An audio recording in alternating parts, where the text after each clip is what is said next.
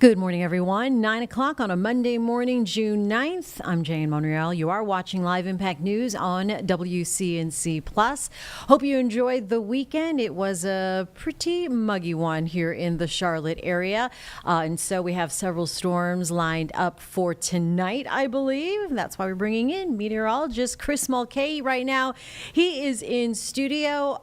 We had some storms come through off and on over the weekend. I remember seeing some light rain yesterday morning, but it wasn't too bad, Chris. Nope, not too bad. We had a ton of damage reports in South Carolina before they got to us.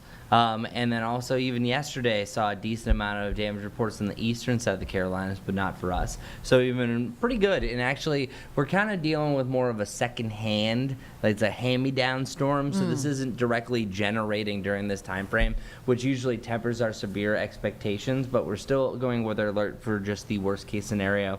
That's usually how we work here. Which, by the way, before I go any further, Jade, we officially did it. We hit our first 90-degree temperature, so that's done with. Ooh, yeah. All right, got that out of the way at least, right? Yeah, no, they just didn't want to do it anymore. First off, I was getting disappointed that I would call 90 and it would be 87.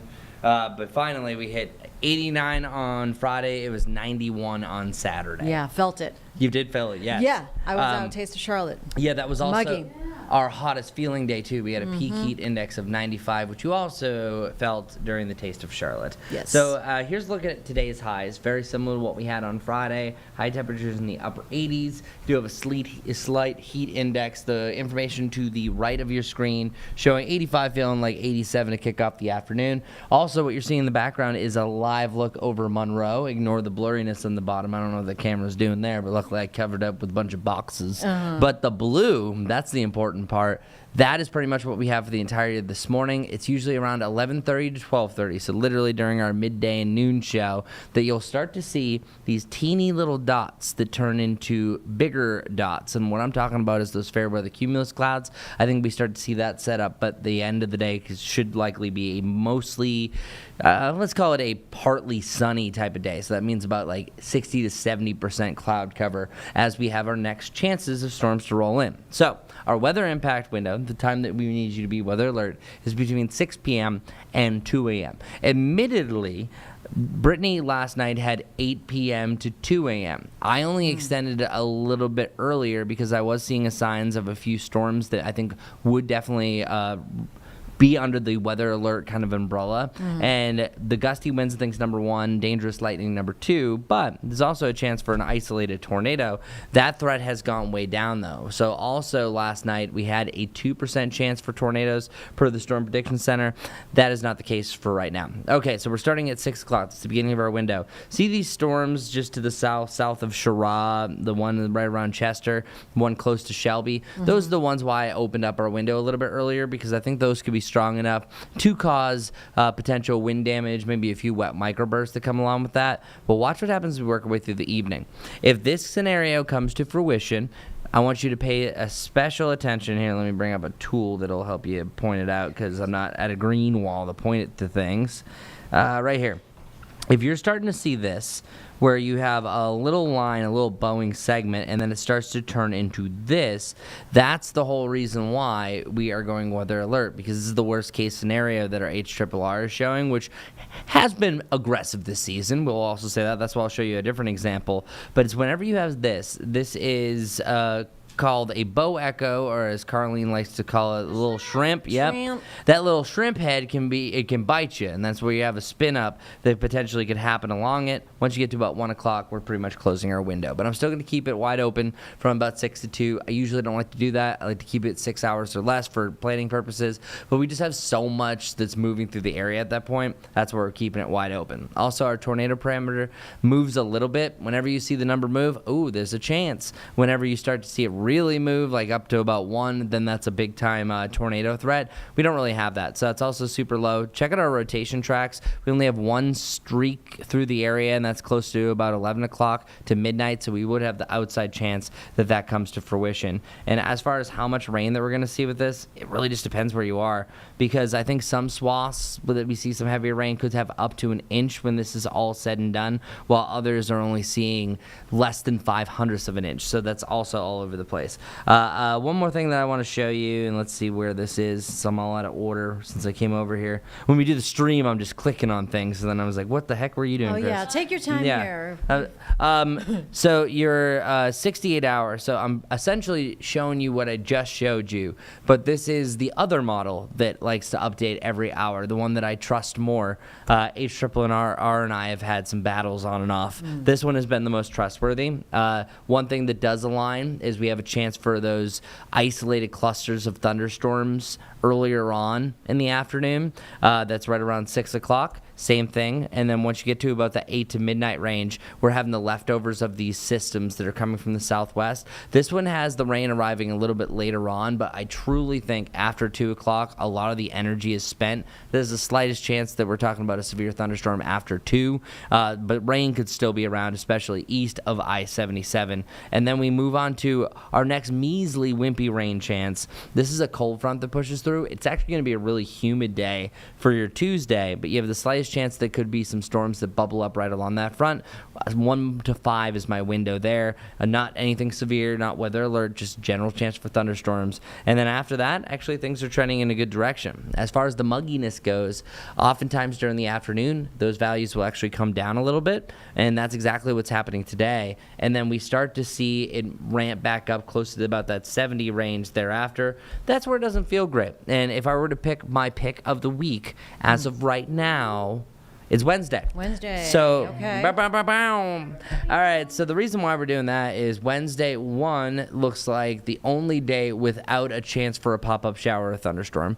2, it also seems the most comfortable day going forward. It'll have some decent lows as well, and you will see temperatures start to warm back up associated with it. But check it out, our 7-day forecast, we're 85 Tuesday, but Wednesday still 87, not overly humid, and then after that you have at least a 20 to 40% chance, and that's an isolated to scattered thunderstorm chance Thursday through this coming weekend. So officially just decided, I didn't mention it today because it was too much to talk about, but Wednesday is my pick of the week. Pick of the week. Final answer. Okay. All right. Final answer. Today, I like the half blue, the half red. Yes. Because you might have intense. Well, and that's one of the worst things in the downfall. And like, we're evolving with this. When we say weather alert day, it can be misleading just because that's our branding. That it doesn't mean that, hey, all It's going to happen all day, or it's going to happen during the day. The day that we think about is 24 hours, midnight to midnight. So at any point, if there is a chance or a window for severe storms, it's still a weather alert day. It's just that we like to narrow it down. But in this case,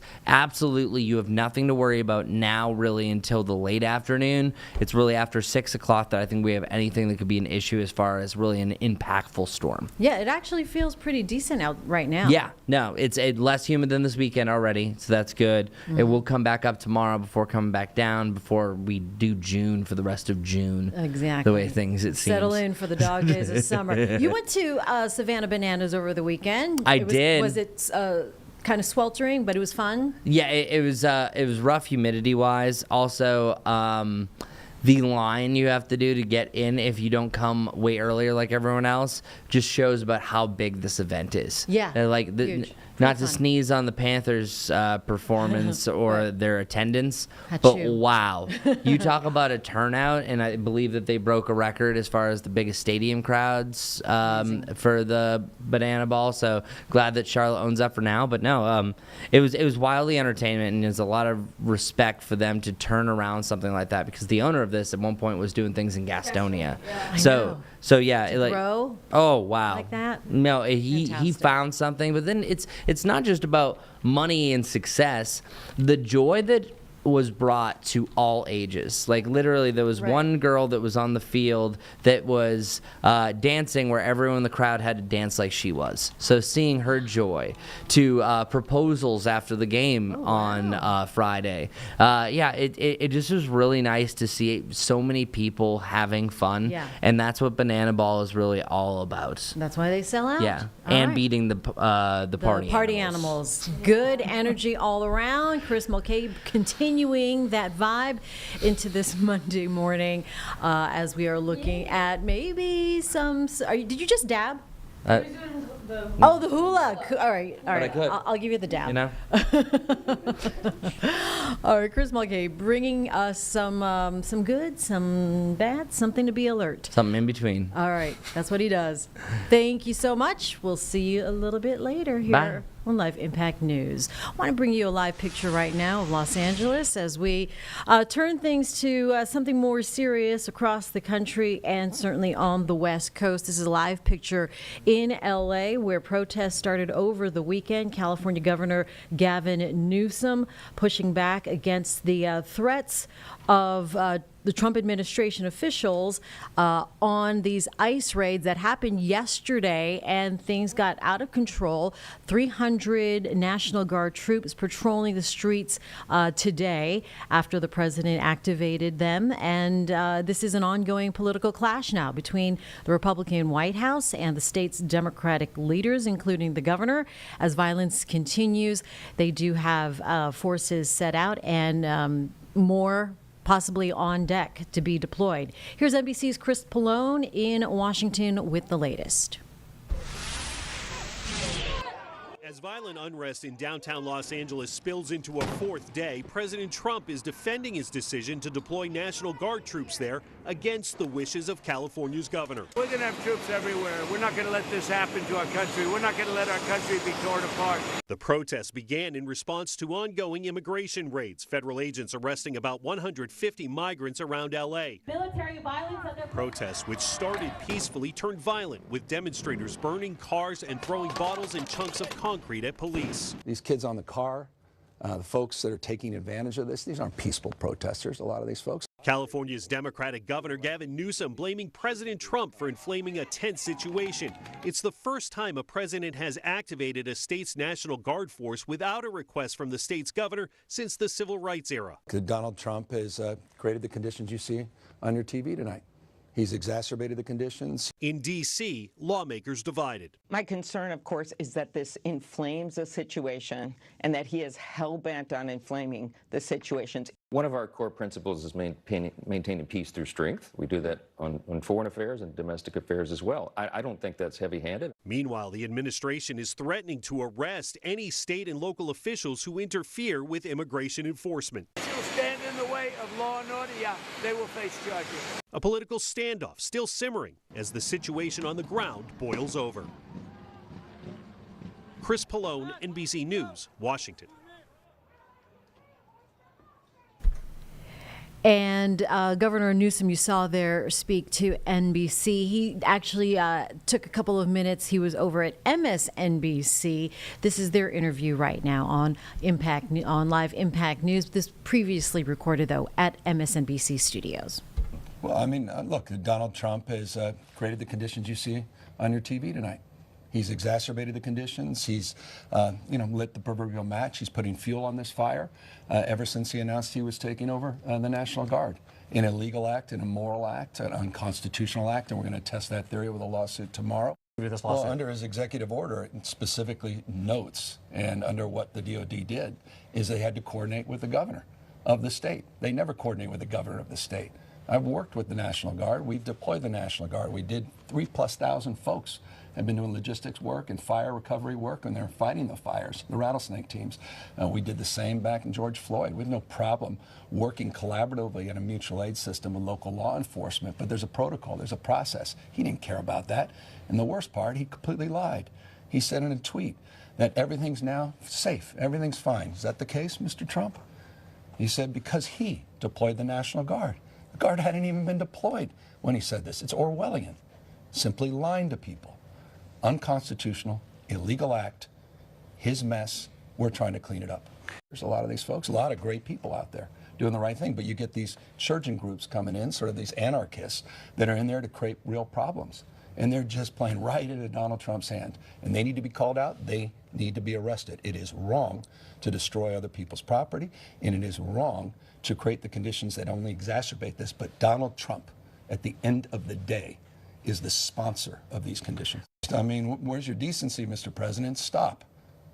Rescind this order. It's illegal and unconstitutional. And I said it, I'll say it again, it's immoral. You're creating the conditions that you claim you're solving, and you're not. And you're putting real people's lives at risk. This is a serious moment, and it requires serious leadership. And it's time for you to be a commander-in-chief of the United States of America. And I will have your back if you want to work in a relationship of trust and truth in the spirit of our founding fathers. But you come after poor kids, you come after families, we will do everything in our power to stand up and stand in your way.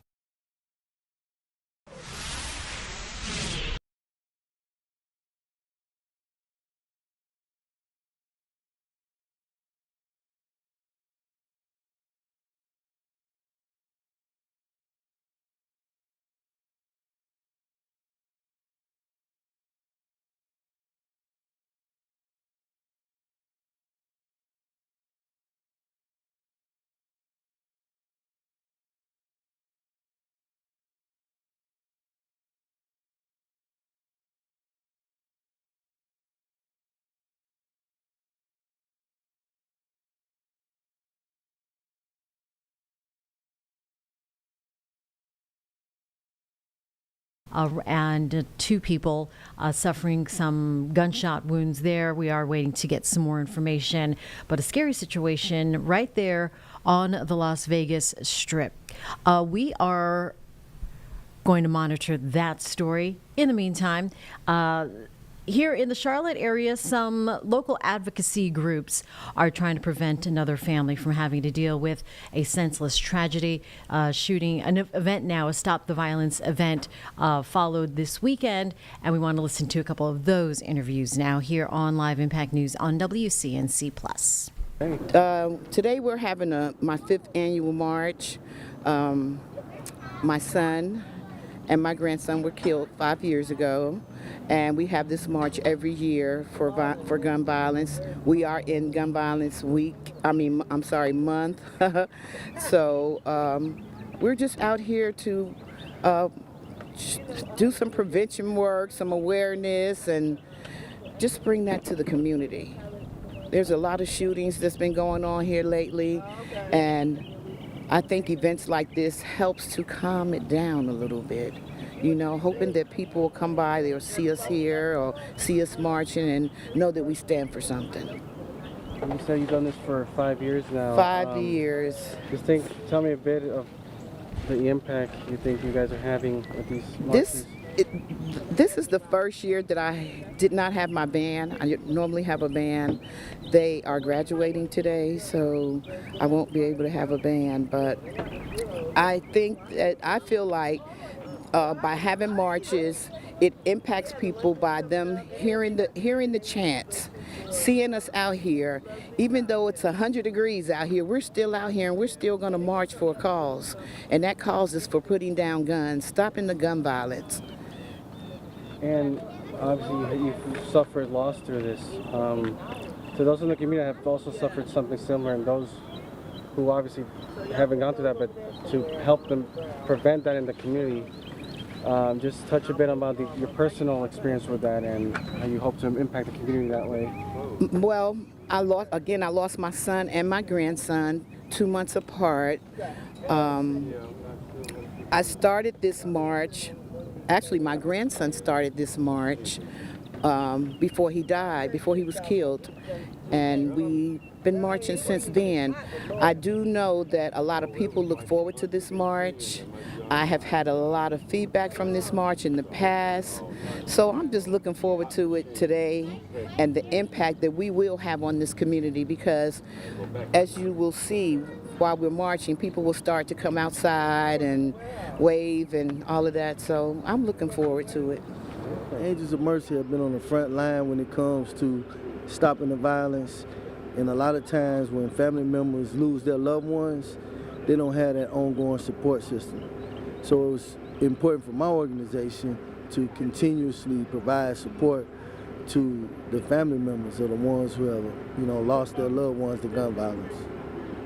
So there's kind of been, there's an uptick in shootings and stuff like that.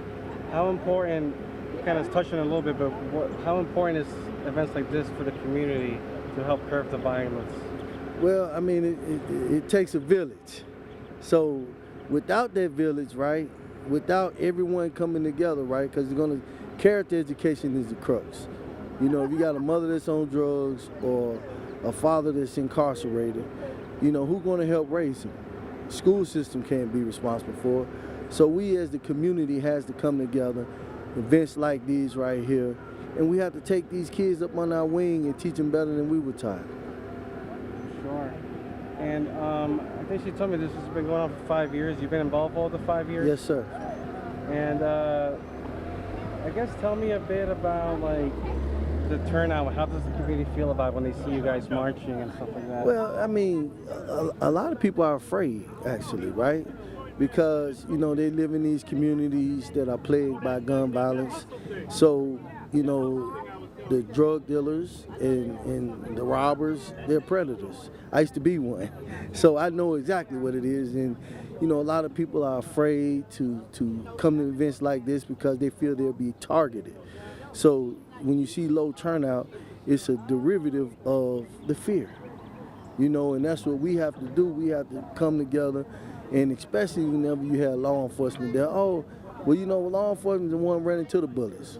And they're the ones that we're going to call, when the bad guys get to shooting and stuff, so the innocent people don't get killed. So, it's important, man, that those of us who are not afraid come and take a stand and say, it is what it is. We're willing to fight for these kids. Sure. And I guess a brief message to the people who are afraid to join in like this. What we tell them hey, come over. This is actually good for the community. Don't be afraid. It's not called snitching. It's called defending yourself. It's called Martin Luther King. You see, I got his shirt on. He famously said, "Silence is betrayal." So if you know that kids in your neighborhood are feuding, it may be that innocent bullet that your phone call can stop from killing somebody, right? So you don't always have to show your face, right? It's just a phone call that can be made anonymously to the Crime Stoppers line or something like that. But everyone has a role. Everyone can't play the Cedradine role and be right here on the front line, right? We need some people to just be in your window looking out the window, peeping, and send that clear message to that we going to defend our community. And that's the only way we can do that is through actionable intelligence. It's not snitching. If you have kids running around there shooting that runs the risk of innocent people getting killed. It's called defending your community. And that's what we're here today to do, defend our community. We're bringing you back out here now on Live Impact News on WCNC Plus, and that interview, those raw interviews taking place over the weekend. This is where you want to be here on WCNC Plus. Download the app or have your friends download it, because I know that's what you're watching us here on your Roku TV or Apple TV or Fire TV. We appreciate you. And this is also where we have special guests as we turn to another story that's in the headlines. Of course, the economy. It's always something that is in topical these days with inflation, a tough job market, our economy causing stress for many Americans.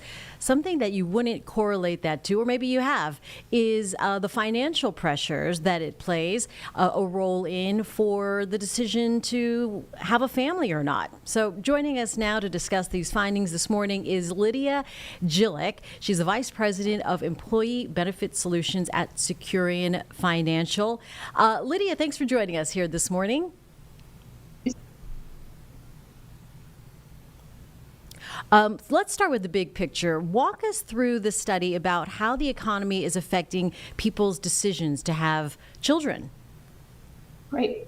First of all, thank you again for having me. And what we did is at Securian Financial last year, so in 2024, we did a study of about 1,500 working age adults working for large employers. And we uncovered some really interesting things. Like, for example, we've seen the fertility rate drop by about 20% since 2017. And we've also seen just an increased concern among Americans who are of childbearing age, who are thinking about having children, and what those costs may be associated with that. Okay. Well, the number is pretty striking. 84% of Gen Zers, 71% of millennials say the economy has this impact on their family planning, whether they have more or to start with their first one. What specific economic factors are weighing most heavily on this? What we saw is inflation and job security were definitely some of the things that were of concern for folks as they're going through this process about thinking if they're going to want to start a family at this time. So the cost of having a child has potentially increased by about 20% just for child care costs over the last decade or so. So we've really seen a really significant increase there. And employees are looking for help from their employers as well as from families as they think about that.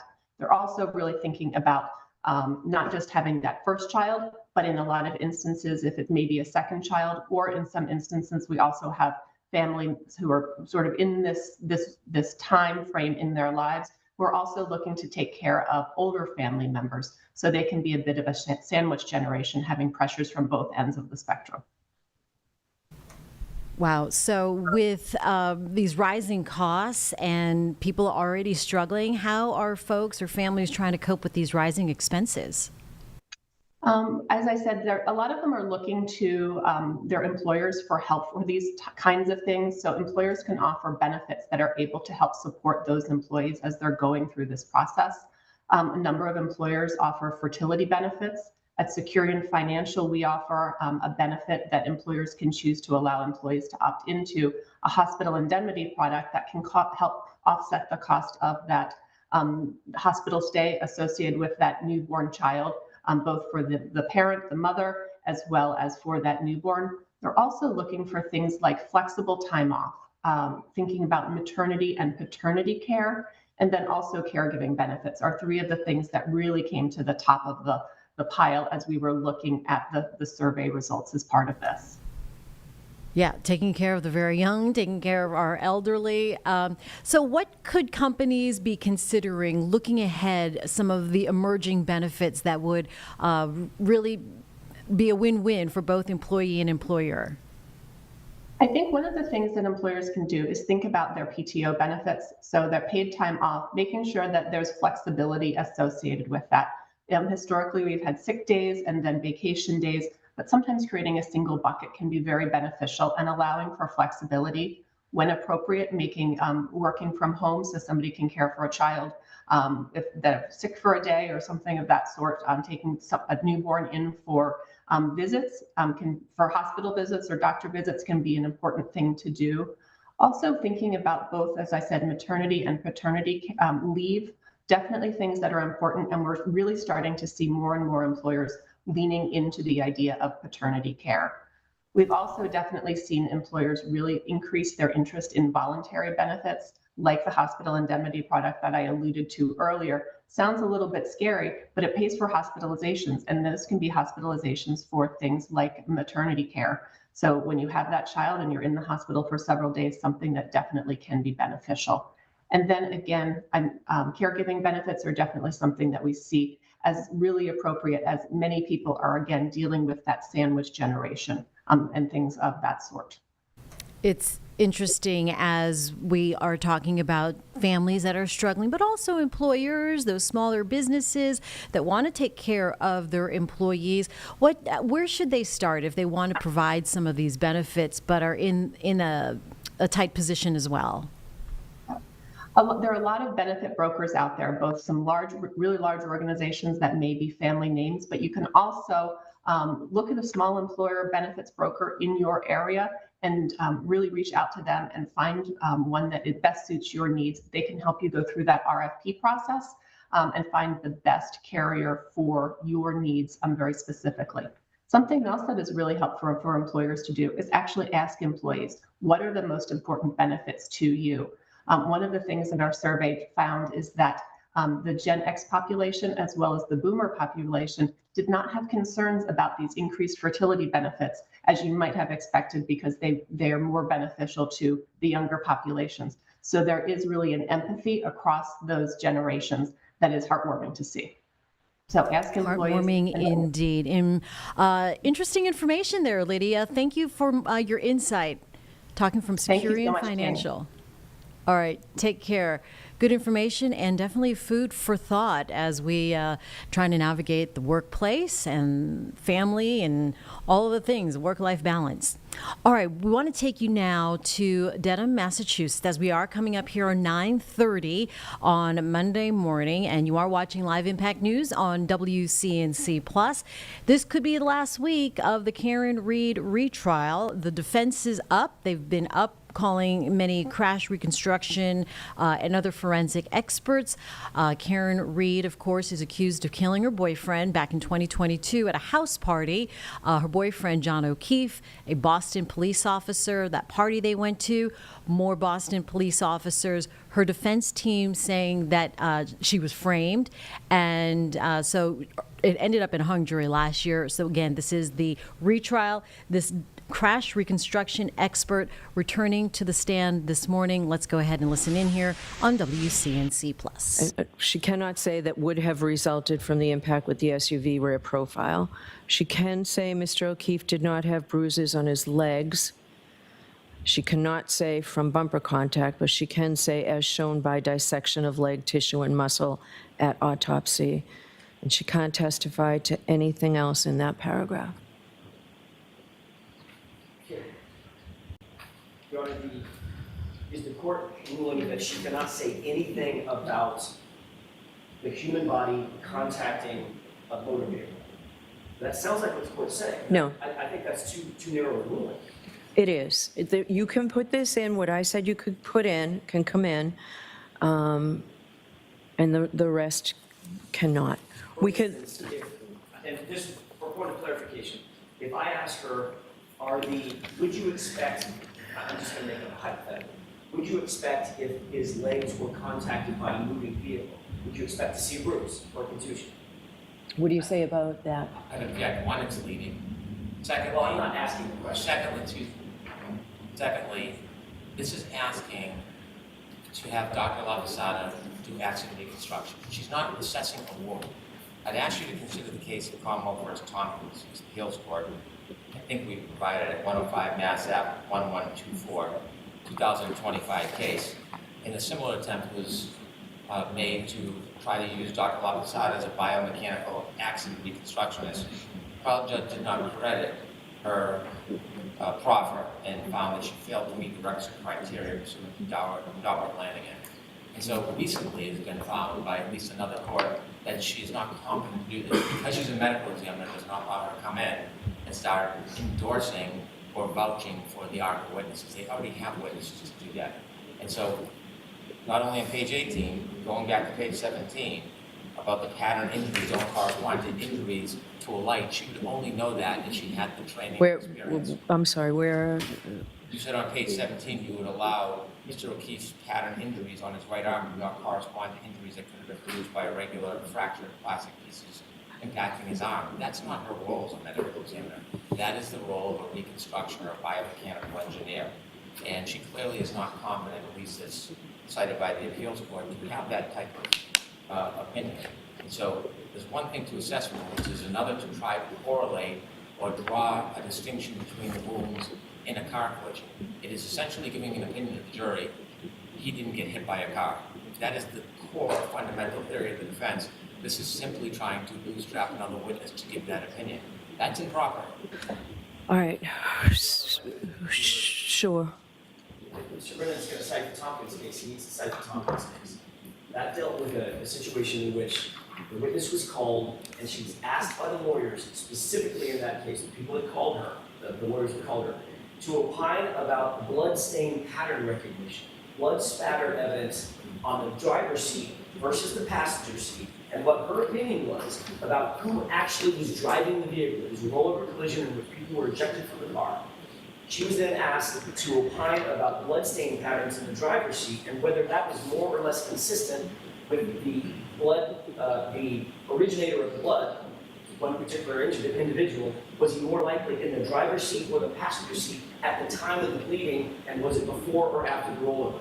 Very, very different set of facts. And of course, that is a biomechanical engineer's province. And the court was correct in saying, I'm not going to credit her testimony on that issue, but that's what she was asked. She opined on it, and the court said, I'm not going to credit her testimony. All right, so This type of analysis and wound pattern recognition, which is what she's being asked to do. So let's see with her voir dire this morning. Okay. She actually was allowed to testify about blood spatter. It is the reconstruction testimony that she was not allowed to testify about. I read the Superior Court judge's decision. I have not read the appeals court rescript, so I need to do that. I'd like to get going, but there are photographs of inside the garage. You intend to put this in through Dr. Lopesada? No, not through. Through whom? If I could Yeah, can I do this? With regard to these photos, well, ultimately, the Lopesada will be shown them, correct? That they'll be introduced through our investigator who took the photos. We intend to call that investigator after Dr. Wolf testifies. And what will that investigator say? These are photographs. So he will testify to two subject areas. One would be took measurements from the street to the various entrances to 34 Fairview. I would just have to testify about what those measurements were. And then where he took several photographs, we have pared them down to, I think, 3 or 4, just of one establishing shot showing the garage from the street, and then a couple of photos showing the side entrance to the garage, the pedestrian entrance to the garage, and also showing the interior of the garage, including a step and a For what purpose? How are they relevant? I'm sorry? How are they relevant? So the defense is presenting a bogus defense in this case. We are alleging that the police did not do a thorough investigation. They did not really investigate anyone other than Karen Reed. The Commonwealth's own evidence, including the testimony of Ian Griffin, is consistent with John O'Keefe after what they claim to be the trigger event in Dr. Welch's initial report. John O'Keefe walking in a westerly direction, which would be from Fairview Road to the house, taking approximately 36 steps over a distance of 25.4 meters, which is approximately 84 feet. That is consistent with him entering the house. It's consistent with him entering the garage. The police did not take photos of the garage. They didn't investigate, is there a hard surface in the garage? Is there a ridge-like surface in the garage? And these are photos are introduced on that road initially to say that there was evidence in the house. If the police only went in there, they would have seen that. And that may have sent them in a different direction. So it's relevant for that purpose. Do you want to weigh in on this? These are not only relevant and not material, it's misleading. They are not seeking to have measurements from the flagpole to the door. They're trying to seek measurements from the driveway to the door. There is no evidence whatsoever John O'Keefe was ever on, near, or anywhere by the driveway. The evidence is that he was at the flagpole. While the data showed there was a turn westward, it didn't show movement westward. It did not. If there was a measurement from the flagpole to the garage door, that is something that I think would be appropriate. From the driveway, totally irrelevant. There's no evidence, no witness, no substantive evidence in this case that John O'Keefe went in the house, went near the house, was dropped off. They're relying simply on the fact that there were 37 steps. They have no idea what direction or where. What they want to do to argue this is to show inside the garage and then posit a theory that somehow John O'Keefe was killed in the garage, it was colder than it was in the regular house. That would account for the temperature on the battery. They have no evidence to support that. You can't use Bowden as a panacea. You can't just say Bowden, they should have done what we want them to do. It is what is reasonable. The police went into the house. They spoke to the occupants of the house. There was no evidence that Mr. O'Keefe went into the garage. You might as well take a photograph of anybody else's garage in America and put it up in front of the jury. So this is going to create a mistaken, baseless argument that this evidence somehow shows that Mr. O'Keefe was A, in the garage, and B, he was injured in the garage. That's why they want to show it to Dr. Laposado. Couldn't some of these angles have caused the injury? Total speculation, no relevance at all, and it is just prone for an opportunity to mislead this jury. This should not come in. If I may respond in 4 ways. First of all, Mr. Brennan just informed this court that there was no evidence of movement of the phone. I'd like to quote his own witness. At 12:25:30, the device's bearing shifts to a westerly direction, as location records also show the device moving west from the roadside toward the house. So that was false. Secondly, with regard to, we should be measuring from the flagpole, our theory is not that he entered the house from the area of the flagpole. Our theory is that he was placed at that flagpole, and as Mr. Brennan correctly points out, there's no evidence that they introduced as to where he was on the road prior to walking into the house in that westerly direction. Our theory is as good as his. He cannot prove anything to contradict our theory. The third thing is that Ryan Nagel and Heather Maxson saw Karen Reed in her vehicle alone. The passenger seat was illuminated and empty.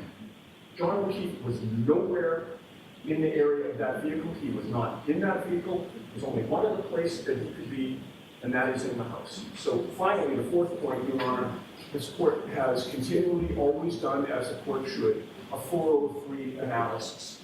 The probative value we have established through their own witnesses. They called all of these witnesses, and they established the foundation for the admission of these photos. There is no unfair prejudice. I would argue that any time there's exculpatory evidence or a case that advances the defense theory, that's by definition going to prejudice the Commonwealth's case.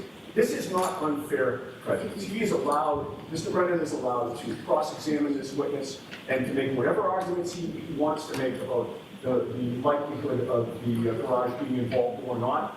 But he does not and should not get the benefit of the fact that his investigation, the police investigation, didn't do what we just did. And this evidence should be admitted. The argument is purely rhetorical. There's not one fact he offers. The witnesses that saw the car saw it in front of them. Nobody ever got out. A light on doesn't mean that he wasn't near the car. It means they didn't see him in the front seat.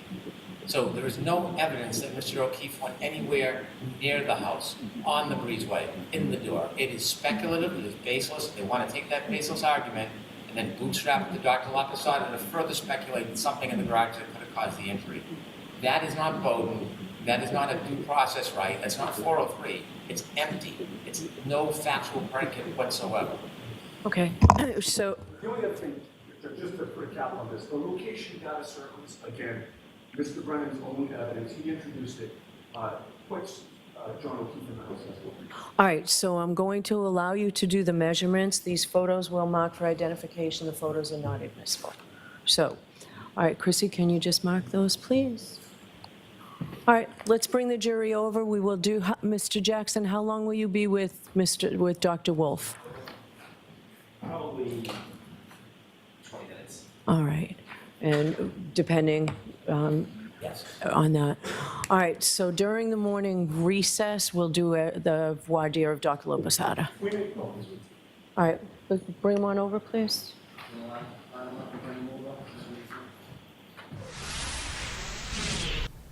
All right, we can see that they are bringing back in the jurors to the courtroom to officially start things now before or after some housekeeping rules from the defense and the judge out of Dedham, Massachusetts, with the Karen Reed retrial that could potentially be in its last week. While we wait for them to get back into the testimonies and hearing from witnesses on the stand, let's go to a story here locally now in the Charlotte area, as Novant is bringing in some artwork, a program now designed to help heal some of their patients. And our Emma Corinta talked to someone at Novant about this new program.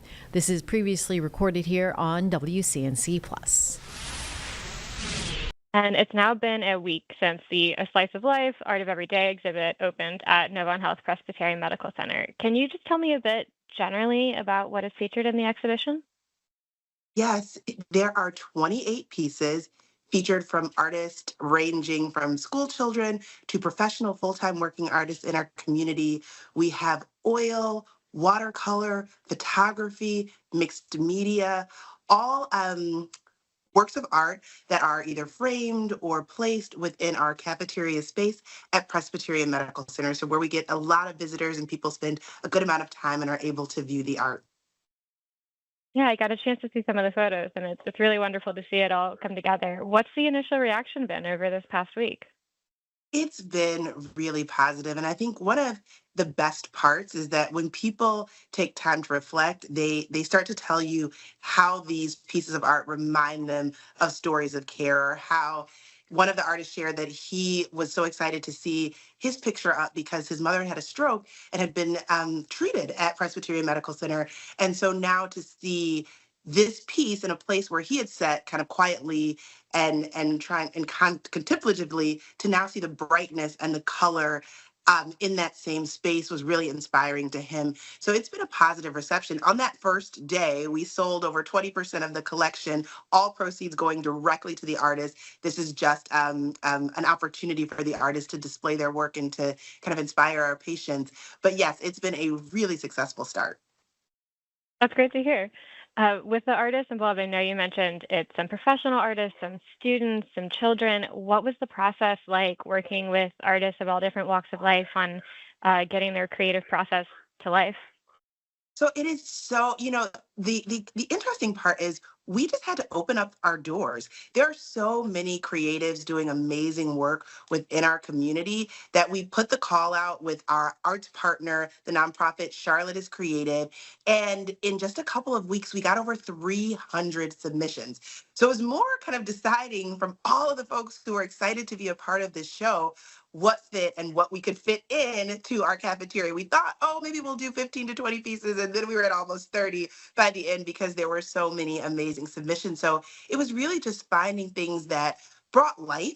We have, there's one large painting of a young man. He's sitting in the refrigerator, eating cake, and having something to drink. And it's a slice of life. It's the art of every day. So I think having a range of folks from different backgrounds and out in nature or within home environments or in urban environments, just seeing all of those different slices of life, that was a real motivator in picking such a broad spectrum of art for the show.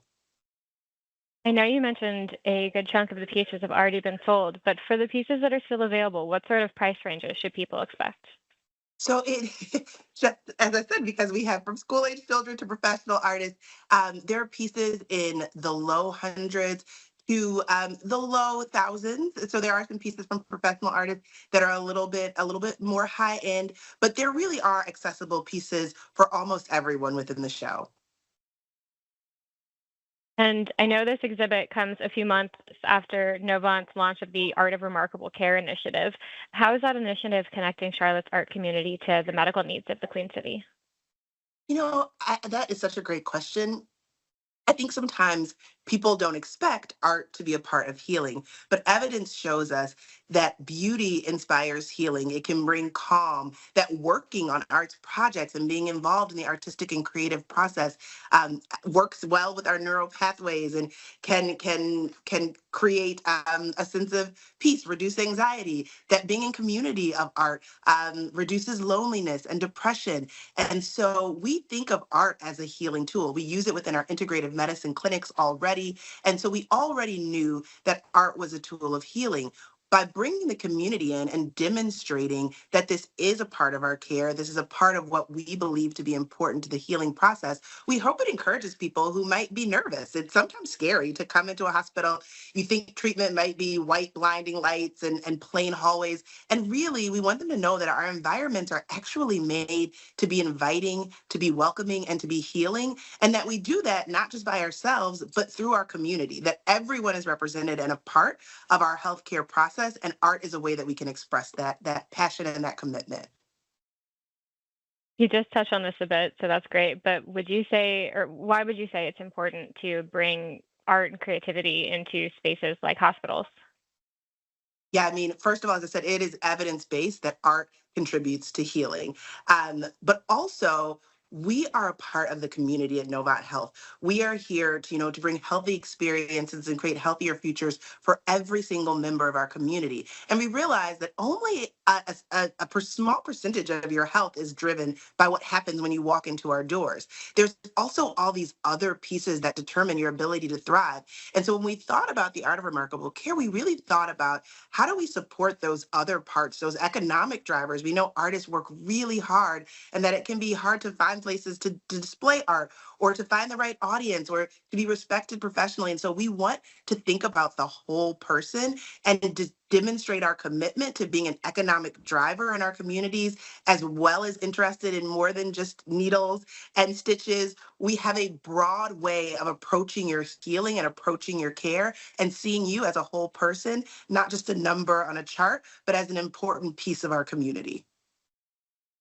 Are you able to talk a bit about what's next for the initiatives and Of Novant's artistic course. efforts? So we have really looked at this initiative as being hyper local. It's already local because it's going to be primarily focused here in Mecklenburg, kind of ranges up from Rowan County down to Union County. So it was already going to be local and all of our artists were going to be local. But we've gone and now had meetings with Charlotte is Creative and each of our hospital presidents in Mitt Hill, in Ballantyne, Matthews, up in Rowan, of course at Presby, Maine, at Presbyterian Medical Center in Center City, Charlotte. And we've asked them, what moves your local community? What's important here for you? What would be special in your facility? And we're now actually putting pen to paper and creating a tailored plan for the next year to continually bring arts activities, projects, visual representations, and performance art into our facilities. So each and every facility within our footprint in Charlotte will have special activities.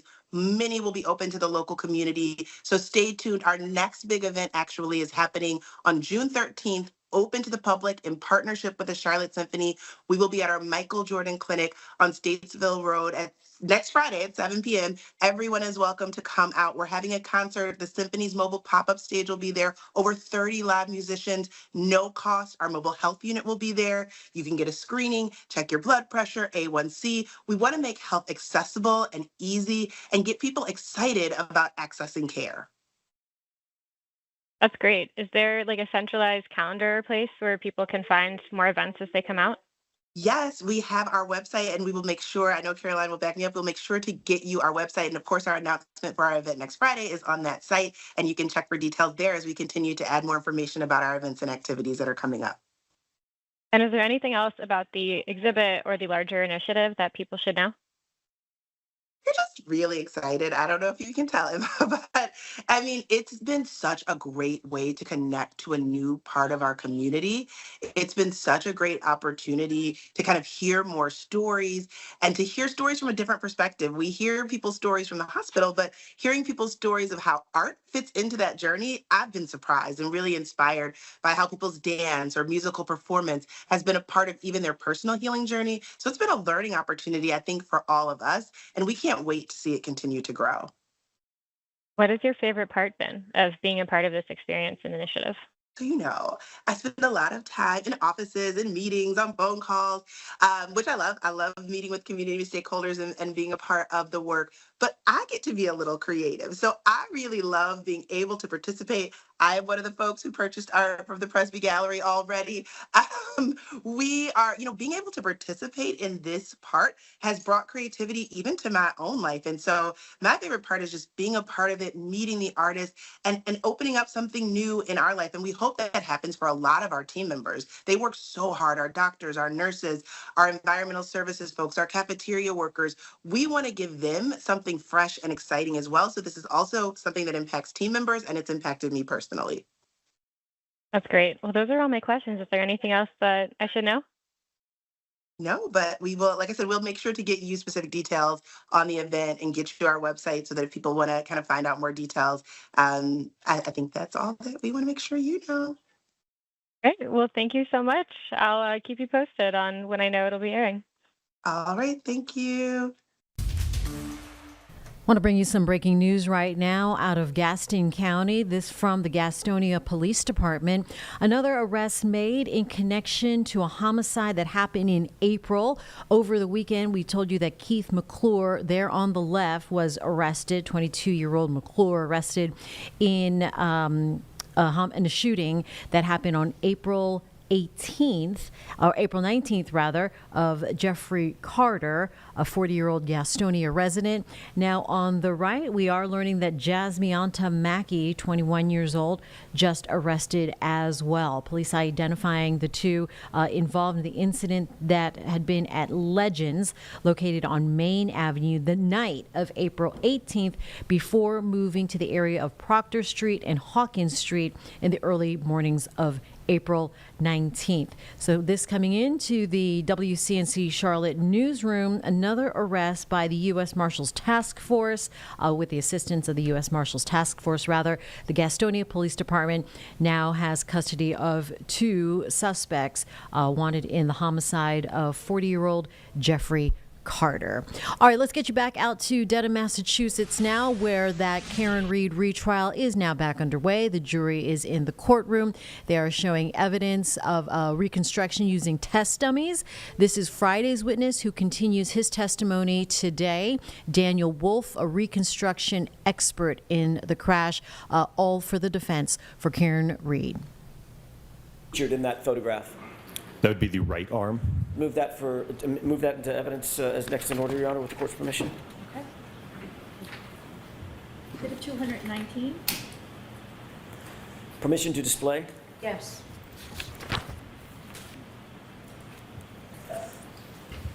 Does that appear to be the right arm of Rescue Randy as he's face down? Yes. Is that following the impact?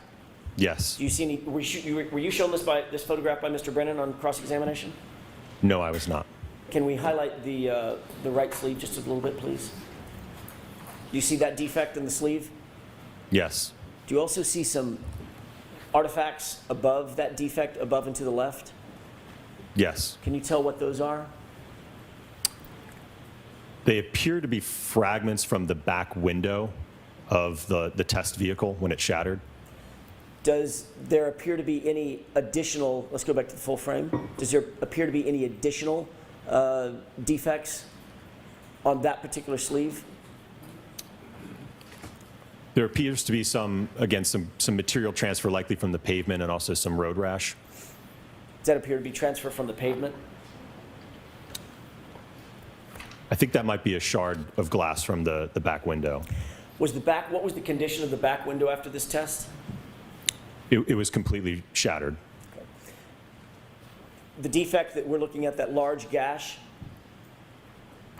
was that from road rash sliding on the pavement? Yes.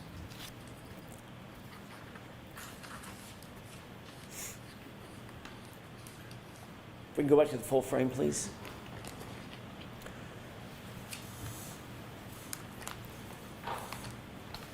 I'd like to show you one additional photo, or an additional photograph.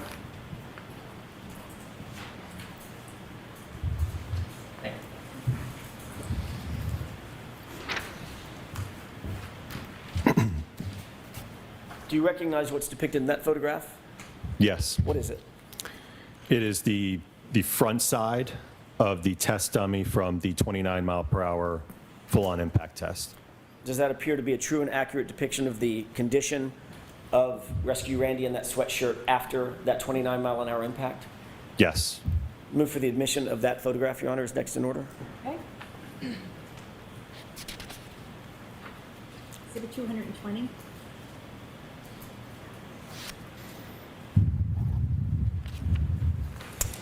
Permission to display? Yes. Can you describe what we're looking at in this photograph? This is mainly showing the upper body of the test dummy from the 29 mile an hour impact test, showing the road rash to the front side of the body. Were you shown this photograph on cross-examination? No. What caused the holes in the bodice of the shirt? In other words, the part that covers the chest and the torso? After the impact, the dummy was projected and sliding on the pavement surface. So again, this is consistent with the front side of the body sliding, making sliding contact with the pavement, creating those abrasions and holes, and again, that asphalt material transfer that you see on the front. Can you go up back to the full frame, please? Do you see additional road rash? Take a look at his right arm. You see additional road rash on Rescue Randy? Yes. On both the fabric and the arm itself? Correct. Go back to full frame. And can you see his face as well in this photograph? Yes. Are those the chin and nose defects that you saw? Yes.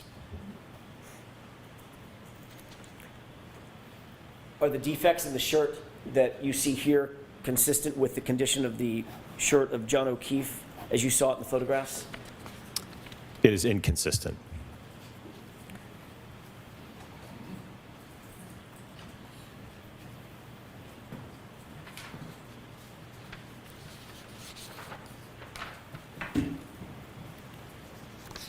May I approach, Your Honor? Yes. Another photo that I'd like to show you.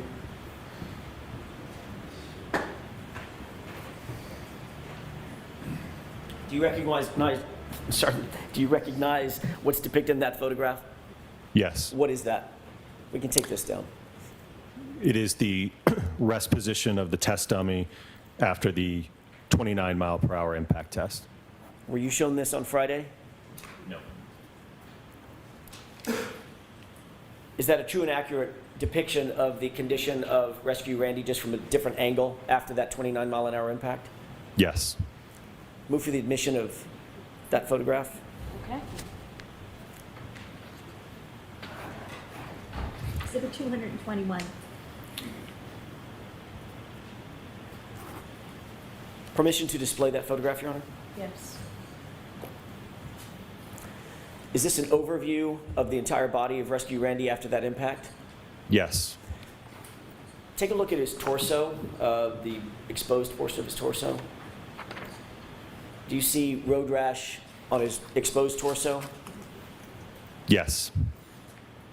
Do you also see that the road rash that you earlier described on the bodice of the shirt, the front of the shirt? Yes. And what about, let's go back to the full frame. Is there also road rash on his jeans? Yes. If we could go back to full frame. Have you ever heard a phrase, knocked out of your shoes? Yes. Where are the dummy's shoes? They are still on his feet. And this is at an impact of 29 miles per hour, correct?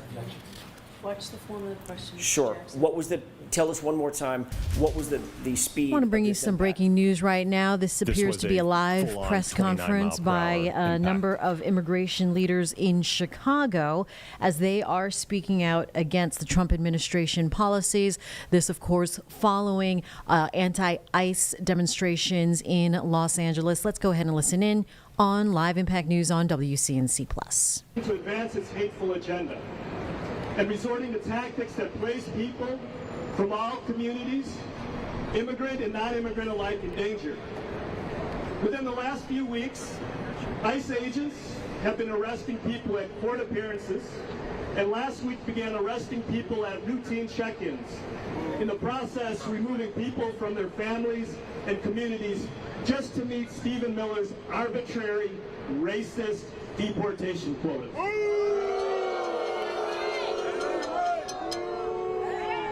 This attack escalated even further in Los Angeles as ICE unleashed on immigrants, trampled First Amendment rights, and jailed a labor leader who dared stand up for his community. Their tactic to incite violence is clearly intentional, and it creates a moment that Trump will certainly exploit to enact even more harm. This morning, a new travel ban went into effect, which will separate families and disproportionately impact black and brown people from across the globe. Later this week, Governor J.B. Pritzker will be summoned to Washington, D.C. to testify about welcoming policies that are being put to the test in Chicago as ICE carries out their unprecedented operations. All of this comes on the heels of Trump repealing temporary protected status, revoking visas because of people's speech, and showing blatant disregard for court orders that would otherwise shield from deportation. It's no coincidence that escalating enforcement is happening now as Trump and congressional Republicans are pushing legislation to gut health care, stifle working families in the name of giving millionaires and billionaires huge tax cuts, even further harming communities left behind by decision makers in D.C.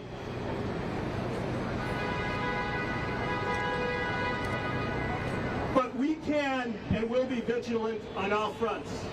We will defend and protect our people, demand accountability to these reckless DHS lawbreakers, and make clear the billionaires' first agenda that Trump and the GOP are advancing won't happen. That's right. Today we will be hearing from community and labor leaders who represent people directly impacted by these attacks and show the breadth of the harm that Trump administration is causing. We'll also be laying out a set of demands of the local, state, and federal governments to push back and not allow the Trump administration and his supporters to backslide our country into a fascist military state.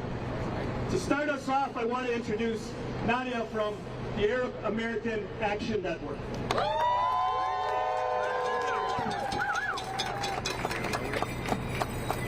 My name is Nadia Eliafai, N-A-D-I-A-H, last name A-L-Y-A-F as in Frank A-I, and I am an organizer at the Arab American Action Network. We stand united today in resistance against the new Trump travel ban, which targets 12 countries for a total ban and puts heavy restrictions on an additional 7 countries. We must be clear that this is undeniably rooted in anti-Muslim, anti-black, and anti-Arab racism. Not even 5 months into the Trump presidency, we have already witnessed the cruel raids, mass deportations, and relentless harassment of immigrant communities, primarily Mexican and Central American. Across the United States and in our very own city, say shame. ICE has employed disgusting tactics such as going to schools and hospitals, attempting to tear apart families, even in places of learning and healing. Just this last week, they launched a horrific attack on community members and leaders such as Gladius Yolanda Chavez Benita. So it is clear that this travel ban is not just an isolated incident. It is an extension and continuation of ongoing attacks on immigrants and the marginalized under the Trump regime. For the Arab community in Chicago area, Where many Yemenis as well as Sudanese and Libyans reside, there is heightened fear and uncertainty as our countries are listed and attend our communities have already begun. As a Yemeni American myself, there is a deep fear and anxiety that my community is facing right now. Many Yemenis hold legal permanent residencies, but under the successive attacks of this administration, even that status offers no guarantee of safety or security. We are witnessing a deliberately targeted effort to undermine our rights, our freedoms, and our dignities. Now our families will be further torn apart as we will be unable to be reunited with loved ones and elders in other countries simply because of our nationality. We already know that there has been an unofficial policy of heightened harassment and targeting of Arabs, Muslims, and Africans across ports of entry for months. And this ban lays bare the racism of this administration. But let us be clear. We will not stay silent in the face of this injustice. Arabs stand in total and complete solidarity with our Latinx siblings bearing the brunt of the racist ICE attacks. We will continue to build our power, to organize our communities, and take action at every level. This is an extension of a long struggle to fight the racist and reactionary Trump agenda, and we know when we fight together, we win.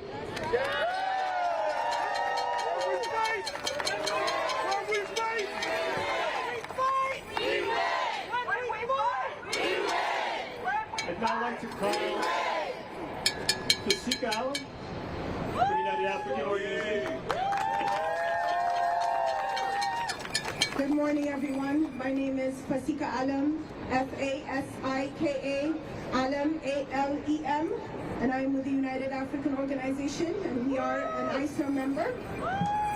This week has hit our community hard, and I'm speaking here today to make sure Chicago hears the story of Black immigrants, because it is so often overlooked. It has long been true that Black immigrants are disproportionately impacted by ICE enforcement. And under the Trump administration, it is clear and obvious that this trend continues. Just last week, we learned of 5 asylum seekers from Senegal abducted from immigration court, despite the fact that their cases are still pending and the judge had scheduled another court date for them. We also know that at least one individual from Cameroon, a husband, a father, was taken at his ISAP check-in. Trump has also used his term so far to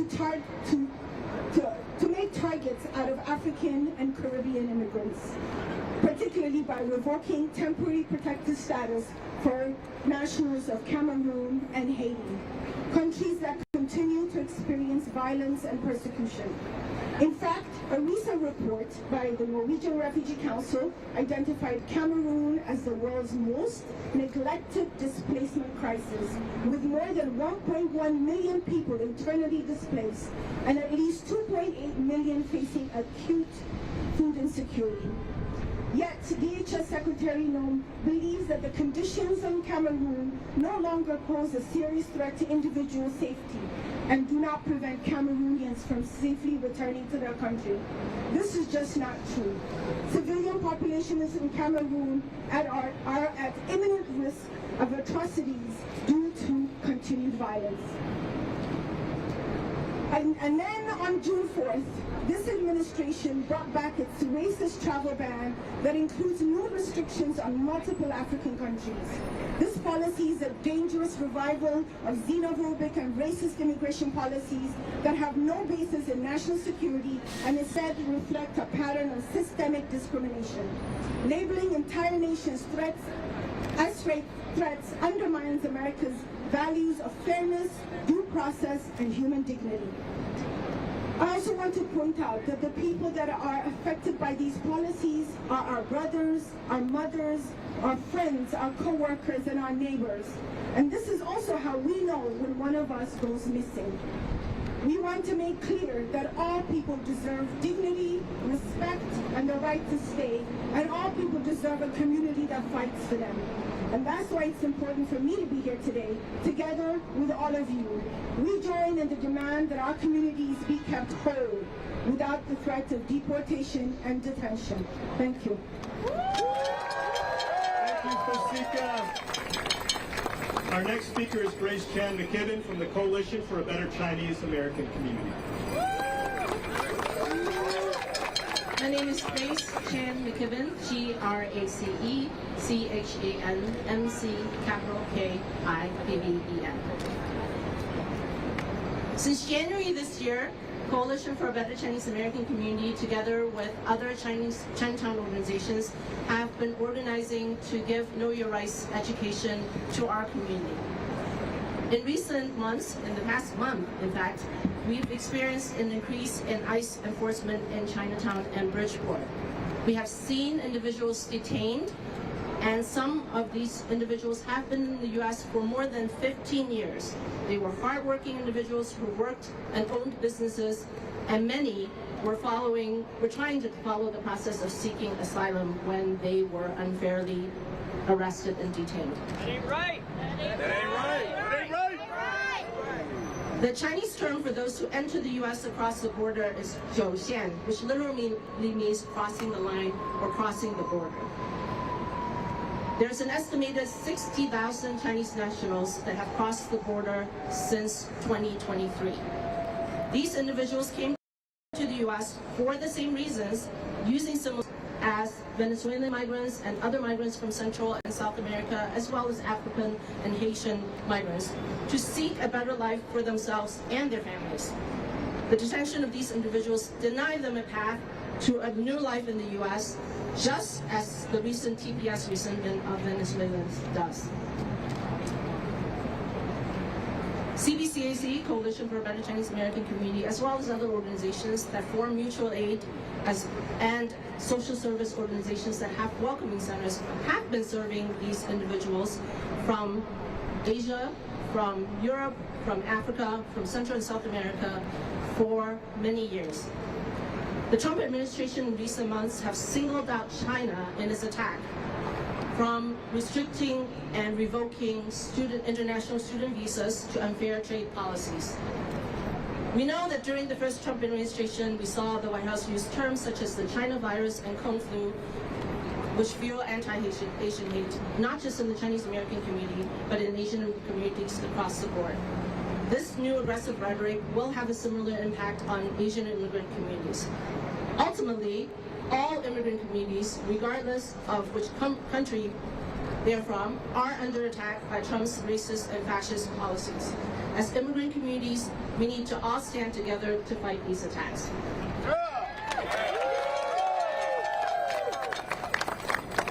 Thanks, Grace.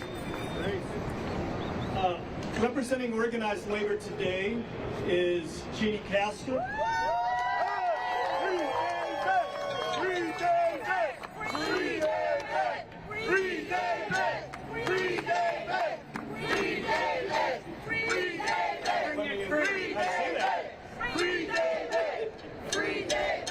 Jeannie's representing SEIU, and Jeannie's the president of SEIU Local 1. Please give it up for Jeannie.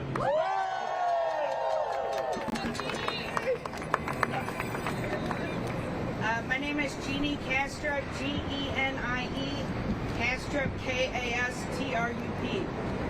I'm here today representing SEIU Local 1 and also all of our other SEIU locals, SEIU Healthcare Illinois, Indiana, as well as my other sister local, SEIU 73.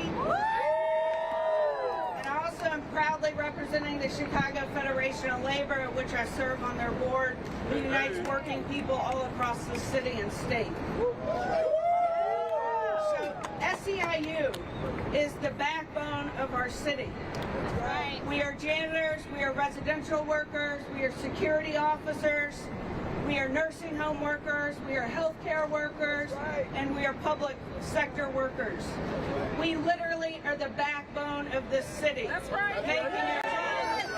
Making it safe and making it clean for all of our families across the city. And just like the countless members ICER represents here today, we are here here demanding the immediate release of my brother and SEIU President, USWW, David Horta.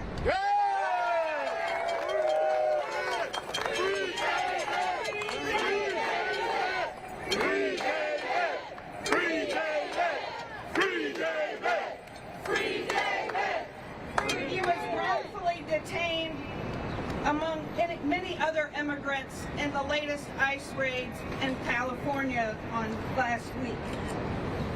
David is my brother. He is a fighter. He is a friend. He is a lifelong Angelinian who was born here in the United States. He was dedicated his life to standing up for working people. And while he was doing what he has done his entire life, he was standing up and protecting working families. That's right. He was detained and injured by ICE.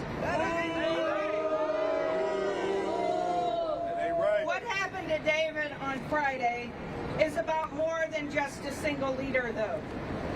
It is a direct assault on all of us who believe in the fundamental American right to stand up for justice, for due process, and to speak out for the rights of workers. That's right. We've seen the violent ICE attacks here in our own communities. Just last week, ICE agents stormed the South Loop here in Chicago, detaining migrants under false pretense of routine check-ins. And then again in LA on Friday. Families torn apart. Workers taken from their jobs. These actions are not about safety. They're rooted in control and racism and designed to intimidate. And I'm here today to say we will not be intimidated by your tactics. For those watching at home, this isn't just about immigrants. They've come for immigrants in our community first. That's right. But don't worry, you're next. That's right. And it is time we all stand up and fight for the America we believe. That's right. Because what is happening right now is about silencing voices. It's about dividing working people. It's about dividing our communities against the have and have-nots. That's right. And it's abusing power. And I'm proud because I know, along with everybody standing behind me and the 150,000 SEIU members across our city, Chicagoans are not going to stand for that. That's right. That's right. Immigrants are the backbone of our community. They're our friends, they're our family, they're our aunts, they're our uncles, and they're our grandparents. They're providing essential services. And we're here to say that we will not be silenced. We won't be intimidated by your tactics. And in SEIU and many of our labor partners who have joined in the fight, we will not be silenced and stopped, and we will not stop until our brother and President USWW David Horta is set free. That's right. That's right. And every one of those that have been detained falsely are sent home and are safe and respected. We urge all elected officials to call on this government to stop the senseless raids, because ICE has no place in our community. That's right. Thank you, Jeannie. Let's give it up for SEIU. I see Local 1 in the house. I see Healthcare in the house. I see Unite here in the house over there. Our next speaker is Gregory Mann from Equity and Transformation. And Richard, you want to come? I'm into you. I'm in right here. All right. How's everyone here today? You know, we're out here today fighting for a cause that we shouldn't be out here fighting for. We're out here today fighting for a cause that we shouldn't be out here fighting for. Solidarity, we stand in solidarity with our black and brown sisters and brothers. We're out here showing support because we believe in the same struggles they have as the same struggles that we face every day. That's right. We want better education for our children. We want better housing for our families. We want a piece of the American dream. And why is that wrong? We have been divided against each other so long by the powers that be telling us one race is better than the next. That's right. One race works harder than the next. And we bought into this propaganda, this lie. We believe this lie, and for decades and decades we have been separated. We are a powerful group of minorities that stand together become a majority. Right. We can make a difference, but the only way we can make a difference is we make a difference amongst ourselves, black and brown. That's right. When we decide that we are standing in solidarity, that our fight is the same, that we want the best for our children just as anyone else wants, that we want a piece of the American dreams, that we are taxpayers, that we give to this country, blood, sweat, and tears. We want a vision, we vision a country, man, that we can all live as humanity. And we are human. You know, this new policies that they're having with ISIS and the things that they're doing, that is horrific. Imagine someone coming to your home. I've experienced it. We have experienced it. Yeah. We as black people experience that on a daily basis. But to know someone to come in your home and have the power to take you out of your home away from your children and separate you, that is some powerful stuff, and that is some frightening stuff for people like ourselves. What I'm saying here today is that if we do not stand together, if we don't stand up for something, and you see us out here standing up for something, if we don't stand up for something, we're going to lay down for everything. We are in solidarity. We are in solidarity with our brown sisters and brothers. We are not going anywhere. We stand here for them. We are fighting. Their fight is our fight. Okay? We're talking about deportation. We're talking about reparation. We are fighting for the same equality and the same fight as our fight. And we will continue to fight. We're here. My name is Greg Mann. That's G-R-E-G-O-R-M-A-N-N. G-R-E-G-O-R-M-A-N-N. Equity and transformation. I'm here today. I'm not fearful. I'm not scared, but I just love my brown brothers and sisters, and I'm here, and I'm going to fight for them until the day I die. When we fight, we win. When we fight, we win. When we fight, we win. We win. Thank you, Reggie. Thank you. I also, once you start naming people, you get in trouble, so I want to make sure. Chicago Teachers Union in the house. Amalgamated Transit Union in the house. We have national organizations with you. NACASAC is in the house. Illinois Federation of Teachers in the house. I think Community Change is also in the house. I'm here. Before I get to the last speaker, I also want to recognize another elected official here that's joining with us to support Commissioner Alma Anaya. Thank you, Commissioner. I know our next speaker is trying to get on his plane to D.C. to do the work of the people. Our champion, Congressman Jesus Chuy Garcia.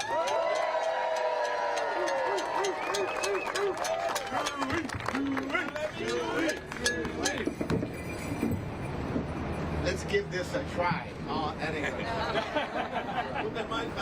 Good morning to all the organizations and communities present here today. Thank you for your courage and for keeping us clear and grounded in our common struggles for justice.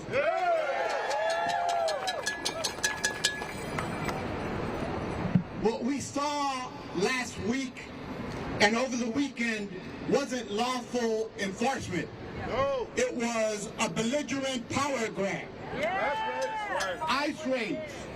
People abducted from jobs, from homes, from community spaces, ripping parents apart from their children, kidnapping people, showing up to what they thought was a routine check-in at ICE.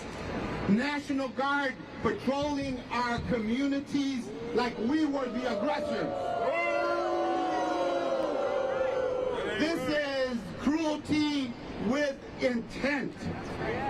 You don't belong here is what they're telling us. Well, we have a message for you. We're not going anywhere. This isn't about safety. This is about control. the tactic, silence is the goal. This is not about immigration. This is about domination of all of our communities. That's right, that's right, that's right. This looks like a war on immigrants, part of a long, coordinated campaign to criminalize our culture, erase our identity, and break our spirit. They want labor without family. They want to profit off of our backs, but silence our voices, and that ain't gonna happen. And we are not going to hide as well. That's right. Our communities are outraged. Mexican, Americans, and Latinos, Haitians, Palestinians, Nigerians, South Asians, and many others. Our communities are comprised of refugees and dreamers from every corner of the world, and all of us are under attack. This is a war on our dignity, and dignity is not up for negotiation. The people have reached a boiling point. Remember, it's been 10 years since this campaign was unleashed by Donald Trump. In 2015, he started with Mexicans and expanded to everyone and seeks to criminalize, marginalize each and every one of us who fight for our constitutional rights. But let's not pretend that the timing is a coincidence. Trump's economy is in trouble. It's unraveling. His allies are flipping and calling him for what he is. His lies are cracking under pressure. The world is calling his bluff as well. And this week, Congress has the power to kill his big, ugly bill because it will throw people from their health care, it will make people hungry, and it will devastate the social safety net of all of our people across the country, rural and urban. We see it.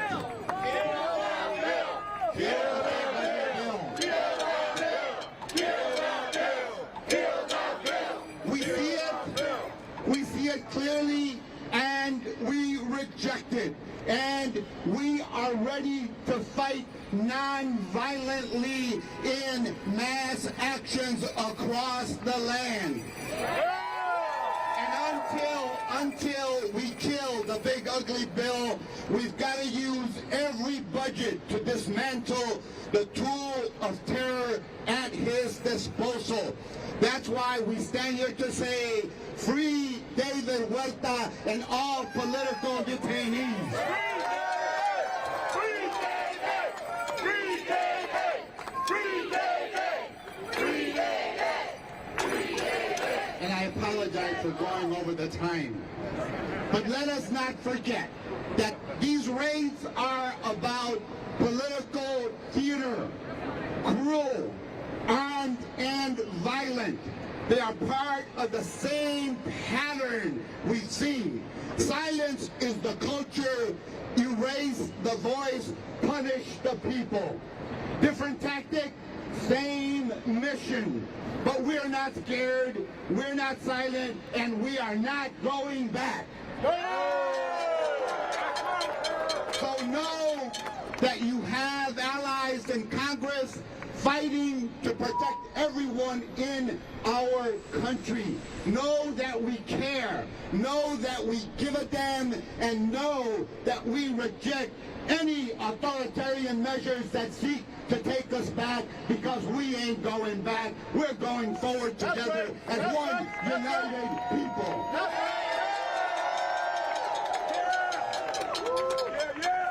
Muy buenos días a toda la comunidad hispanoparlante. Nos da mucho gusto estar aquí con toda la comunidad de organizaciones y vecindarios a través de toda la área metropolitana.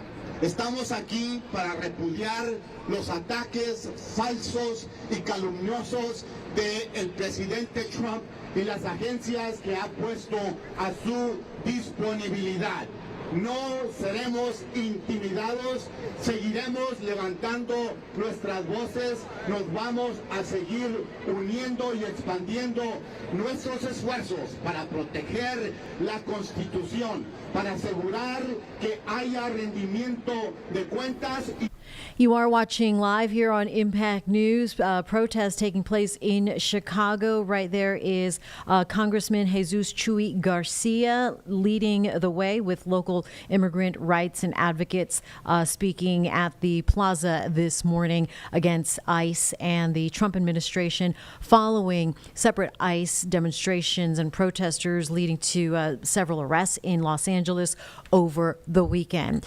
This in the news over the weekend and through today. We will continue to follow that. In the meantime, I want to update you on some breaking news out of Tennessee. This is a picture now of a plane, a crash there that happened about 75 miles south of Nashville, where a number of people were hurt as this plane crashed yesterday. And what we're learning from NBC is that this was a skydiving plane carrying about 20 people, crashing soon after taking off from the airport. But fortunately, no fatalities and at least 4 people hurt. The extent of their injuries unknown at this time. All right, let's take you out now to our Brad Panovich, because as we look here, we have some weather to report. We're going to be expecting some storms later today. Although this morning right now, as you can see live there in uptown Charlotte, a beautiful sunny day. It's certainly feeling on the humid side, but not too bad. But things are expected to change.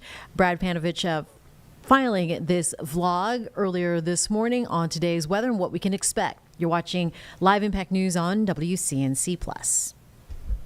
Hey everybody, Chief Meteorologist Brad Panovich here. We're tracking another day with not widespread storms, but storms that do form could be severe. This has been a pretty active pattern over the last couple of days, especially across the Mid-South and into the Southeast.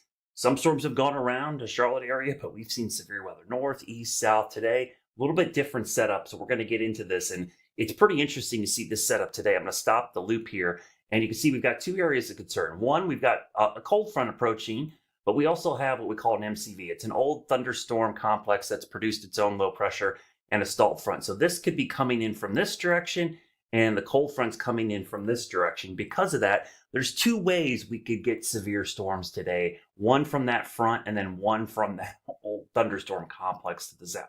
So let's turn off the satellite data and turn on the severe weather outlook, because it matches what I'm talking about. You could see we've got this medium to low risk along the front, and then this secondary medium to low risk along the old MCV, which will be coming in from this direction. So pretty interesting setup as we go into the afternoon hours, and especially this evening. This to me looks more of a evening nighttime setup.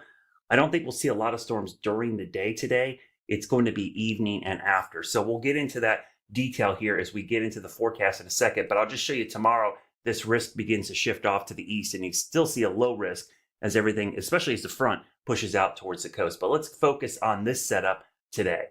So I'm going to start pretty wide with the outlook today, and you can see this is our future cast. We'll go into the afternoon hours. I'll stop this mid-afternoon, 3 o'clock or so. You can clearly see the cold front getting active. It's pretty far away though. This stretches from northeast Ohio back to Memphis. But this is really what I'm watching for the evening hours. I think this is probably going to be more of a problem for us than anything. So I'll zoom in a little bit closer and we'll kind of show you how this unfolds. So this is 3 o'clock, so not a lot going on. Remember, I said this is mainly going to be an evening and tonight setup. We'll get into about 6 p.m. We start to see some scattered to isolated storms, but it's 6 o'clock, maybe on the ridge tops. But watch down in here what happens down to our south as this cluster really cranks up around 8 o'clock and starts to push east. So the highest risk of severe is probably going to be south of I-40 and into South Carolina. So this area in particular, remember, that's the area that was highlighted in the severe weather outlook for today in that medium risk. And you could see that line kind of come together from Charlotte south. So again, man, Columbia and the Midlands of South Carolina, they've had like 3-4 days in a row of just monster storms moving through. But look at the time frame at top of the screen here. So this is around 10 o'clock tonight. So this is why I really think it's going to be an evening or overnight setup. We go through the evening. This is 11 o'clock, midnight, and then we'll go to 1, 2 a.m. in the morning as it pushes off to the east. So you get the idea. This could be a late evening setup. I'll loop this a couple of times, and you can see that movement off to the east. So what is the main concern with this type of setup? Primarily, we're worried about wind, and I'll show you why. So this is the reason the risk for severe is heightened today over a normal summer day. I had a lot of people, always lament about, well, this is just summer. No, these aren't normal summer storms, people. This is a little different, okay? We've got a lot of wind energy in the mid-levels of the atmosphere. So you see, this is the 700 millibar winds, what we call about 10,000 feet or 700 millibars. You see that little burst of wind there coming in this evening, and I'll highlight it. You see these heightened winds up around that 700 millibar level, so 10,000 feet. Those are really strong winds, and when you see that in the mid-levels and you have dry air, you can mix down really strong winds. So that's why this setup is primarily a straight line wind event. This MCV, we call it, came out of Texas last night. It caused crazy wind there. I mean, they had 100-mile-an-hour gusts and widespread damage. Now, I'm not expecting anything like that, but that is the remnant of that same system that's going to be rotating through. And you can see as it moves off to the coast, look how the winds enhance in eastern North Carolina into early tomorrow morning. So that's why you see the risk of severe staying with us. Now, remember, typically in the summer, the jet stream starts to retreat back to the north, and we don't have these type of winds over us. We just have the typical pulse afternoon thunderstorms. That's more typical of the summer. Having the jet stream dip like that briefly, that creates more wind energy than we normally have in the summertime. So the main concern is going to be those straight line winds.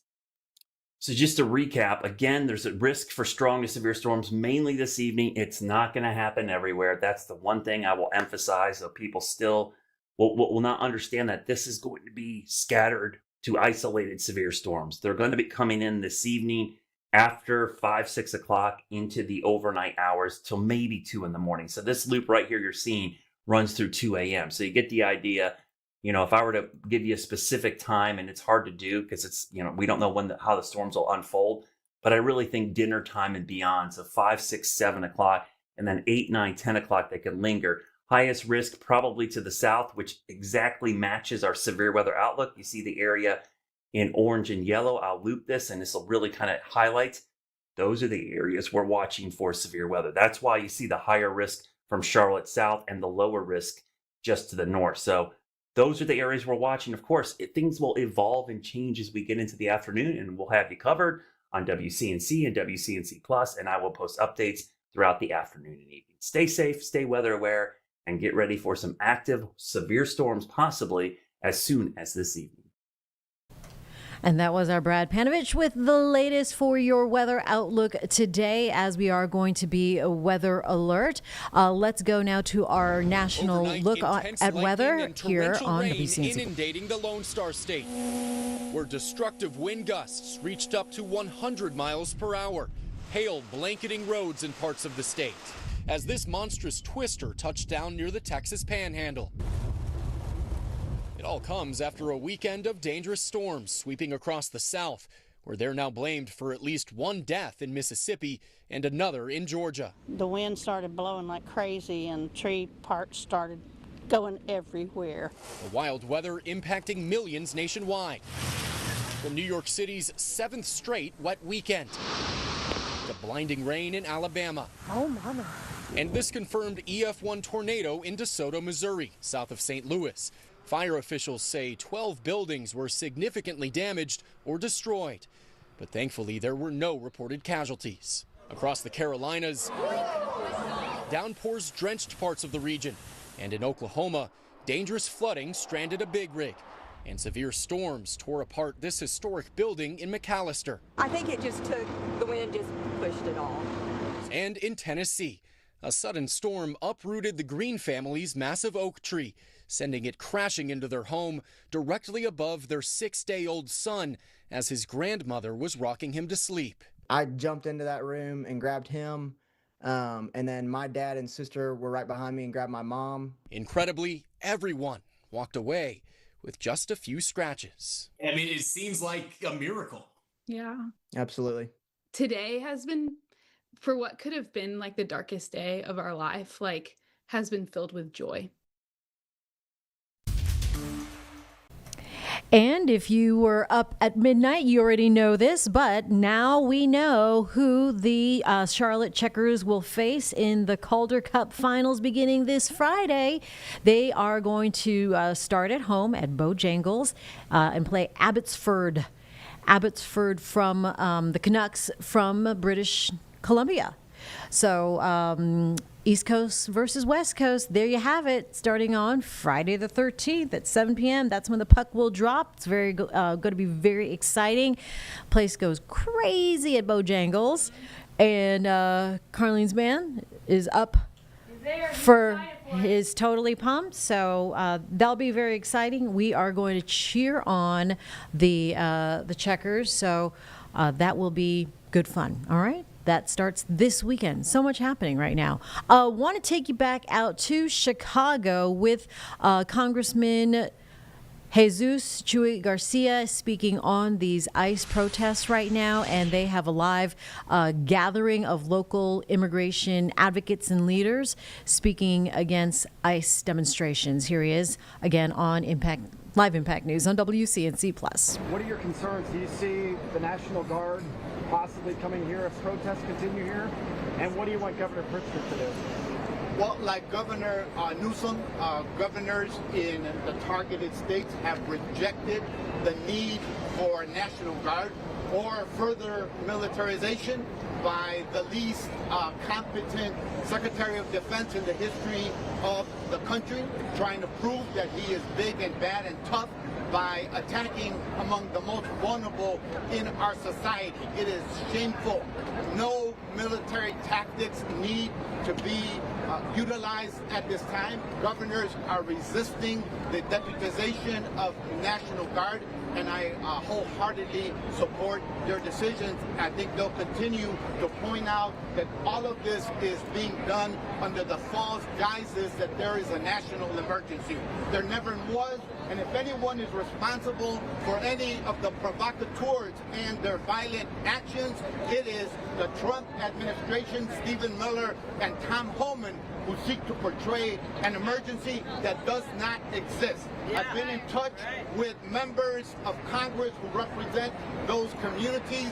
The disorder that is televised minute after minute has been created not by the people in those communities, but by the actions, the unnecessary actions, the excessive actions taken by this administration. Do you think the National Guard will expand out from outside of LA and to other cities that are protesting, like Chicago? There is no need to. The protests in Chicago have been peaceful, and they'll continue to be peaceful. We must be on guard for any provocateurs or people who are seeking to infiltrate the peaceful struggles of the immigrant communities and our allies. Si bien la comunidad no tiene miedo a organizarse, si bien parte de la comunidad no tiene miedo a organizarse, defender a sus familias, también hay otro sector de la comunidad que siente temor hasta para ir al trabajo.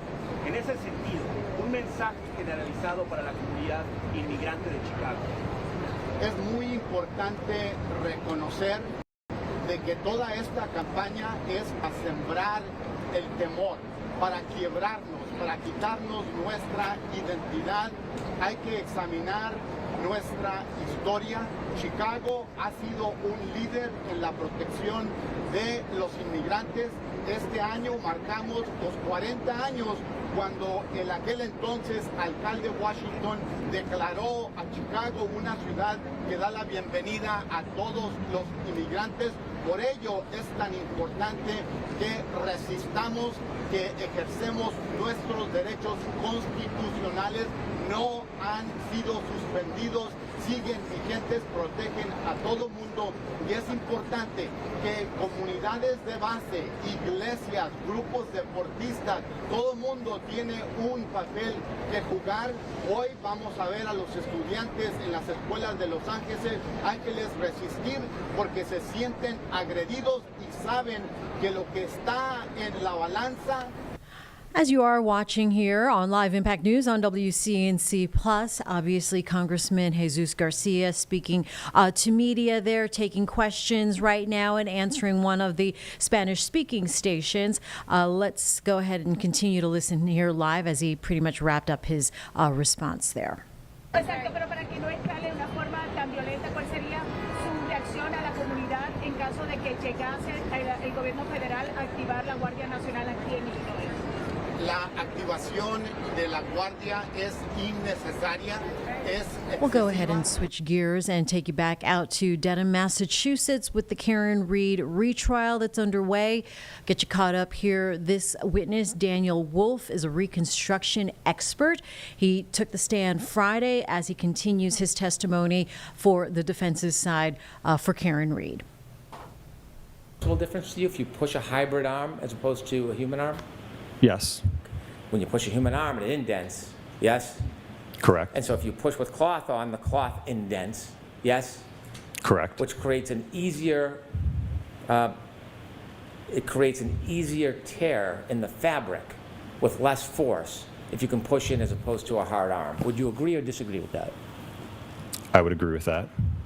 So when you're replicating studies and giving opinions about a person's arm, a real person's arm, using a hybrid arm doesn't seem to be an appropriate standard, does it? I don't agree with that because, again, when the taillight breaks in the test, the arm is now moving with that taillight. So it's, again, like we talked about on Friday, you'd somehow have to have those fragments accelerating at a greater velocity to penetrate that. We're going to get to that, but I'm talking about the stiffness. Let's get back to the appropriateness of using a crash test dummy. Now conceding that a human that pushes different than the crash test dummy, would you agree that a crash test dummy is not an appropriate tool to use when determining tears in clothing on somebody's arm? Would you agree? I don't think I would agree with that, no. When you used the crash test dummy in test A and B, that was the 5'9" dummy? Yes. When you considered tears to clothing, you bought a new sweatshirt that was similar to Mr. O'Keefe's, an extra large sweatshirt? Don't know if I recall the exact size, but I think one of them might have been an extra large. And then you bought a second one that was medium. So when you used the smaller dummy, you weren't actually using Mr. O'Keefe's size of extra large. You used a medium sweatshirt, yes? Yes. Because it was a smaller dummy than the size of Mr. O'Keefe. That's why you needed a smaller sweatshirt, yes? I think it was more or less just what we could get our hands on. Well, you had an extra large and a medium. You didn't put the extra large on in tests A and B, did you? I don't recall off the top of my head what sizes were on each test. Okay, could we show a picture of A to remind Dr. Wolf?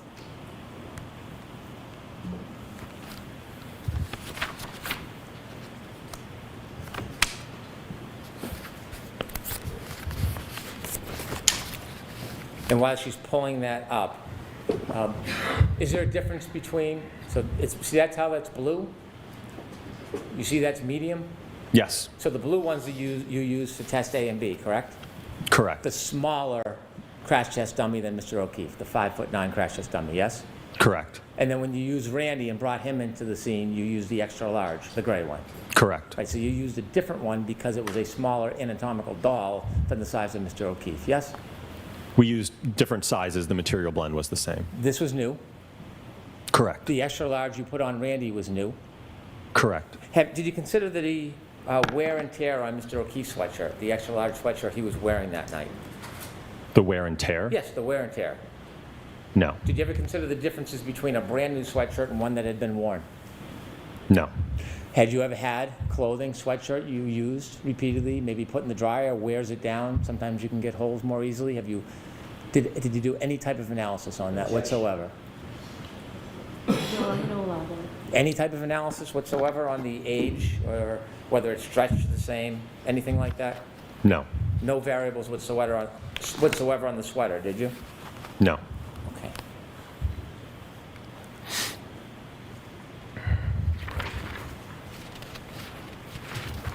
Does it matter whether or not the sweatshirt is tighter or looser or how it fits the body? Is that any part of your consideration?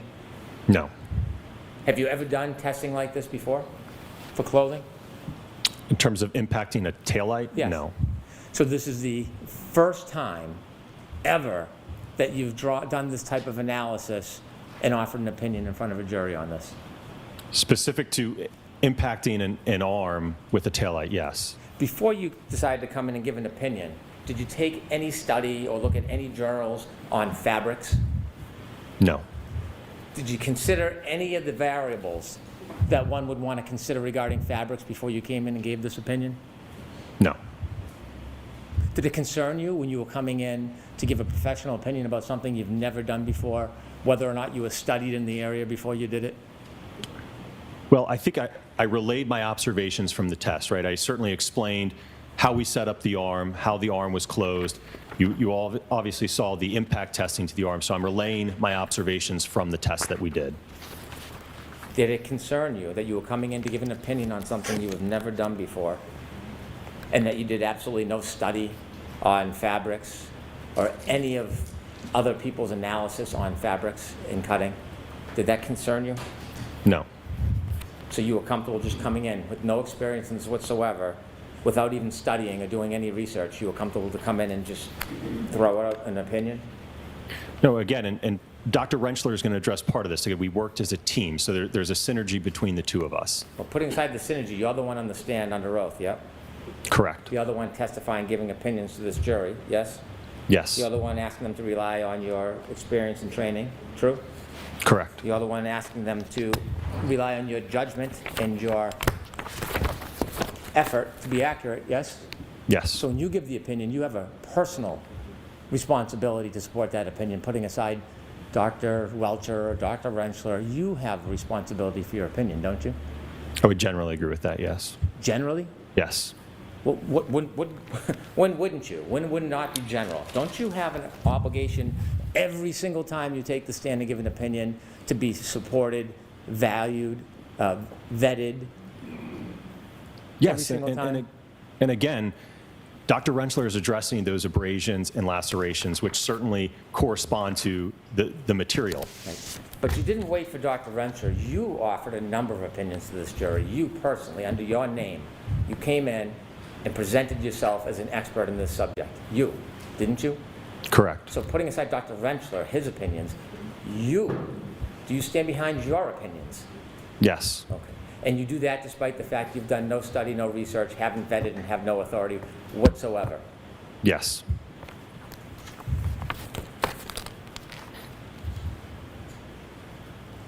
You wrote a report back on February 12, 2024? Correct. In February 12, 2024, do you remember talking about injuries to the arm and damage to the taillight? Generally, yes. Okay, that's fair. Do you remember writing in a report, it is significant to note that the injuries have been classified as abrasions and analysis of the autopsy photographs indicates minimal bleeding or lacerations of the dermis? So the report that you're referring to is a joint report authored by myself, Dr. Rentschler, and Mr. Scott Klein. So that would have been a portion drafted by Dr. Rentschler addressing the injuries. I see. So in this report, it has your name, Dr. Rentschler, and another person, Scott Klein, yes? Correct. But in the report, none of you ever differentiate which opinions you're standing behind or somebody else's, right? I'll move on. The objection is sustained. I'll move on. The objection is sustained. Did you agree with that? Objection. Sustained. Did you write or endorse these injuries would not result from impact with a non-damaged tail lamp cover and the amount of force required to fracture the tail light cover? So I'm going to see you at sidebar.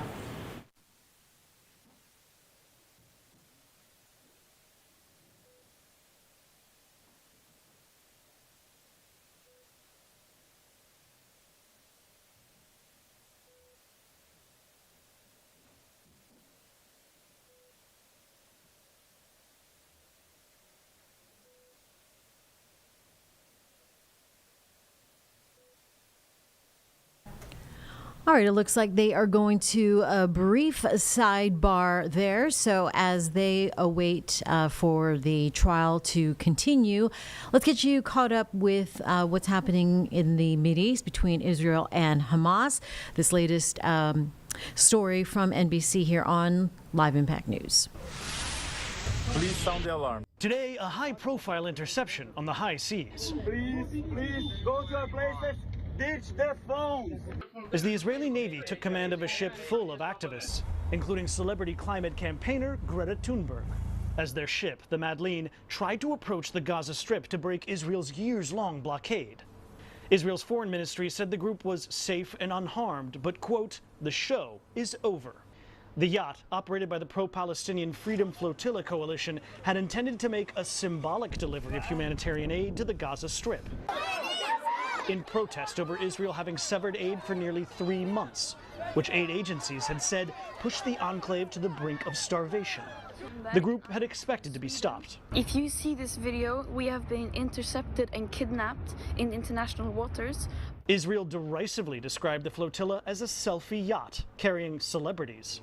Shalom Ben Hanan served nearly 30 years in Israel's domestic security agency. Why not let Greta and the other activists land in the Gaza Strip?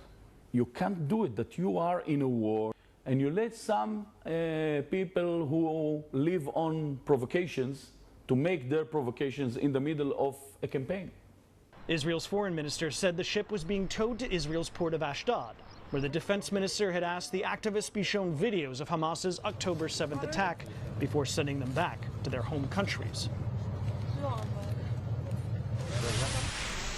You've been watching Live Impact News on WCNC Plus. Thanks for joining me here this morning.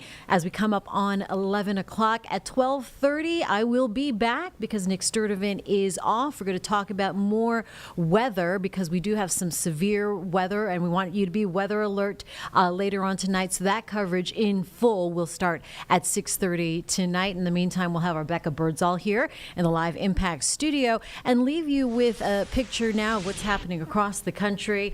With gusty winds, isolated tornadoes, as you can see, that we can expect tonight. Enjoy what you have right now because, as you can see, things are moving this way. Again, Charlotte Today is coming up at 11, and I'll be back here in the Live Impact studio at 12:30. Have a great morning.